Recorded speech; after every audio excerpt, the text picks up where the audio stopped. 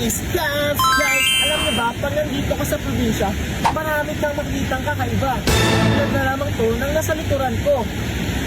Ito yung sinasabi ko sa inyo na kakaiba. Alam niyo ba kung bakit? Dahil yung mga puno ito ay may mga tumutubong mga tinik. At hindi lang yan, umahaba rin ito sa 12 cm long. Bakit kaya? Hindi ko pa pala sa inyo nasasabi kung anong klaseng puno ito. Guys, yung puno pala nito ay tinatawag na governor's plum at meron din siyang scientific name na Flacourtia indica. Bakit kaya? At kung meron siyang scientific name na Flacourtia indica, hindi na magduduwa kay Basi Maginusul Katasiya. Pero guys, joke lang yan ah. At meron din pala siyang mga local names. At ano ito? Una, meron siyang tinatawag na mansanitas. Pangalawa naman ay cereales. At ang pangatlo ay palutan. Pero guys, simple lang naman ang tawag nito. Pinahirapan pa natin yung mga sarili natin. Dito tawag sa amin is sardinas.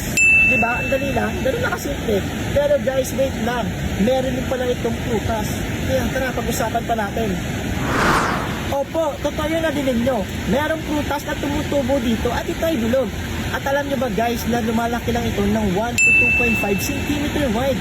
Grabe, as in talagang grabe dahil busog na busog talaga pag ganun kalaki. At guys, yung kulay nito pag naluto ay reddish black to dark purple. At hindi lang yan, ginagamit yung pala ito pang medisina. Totoo kaya to?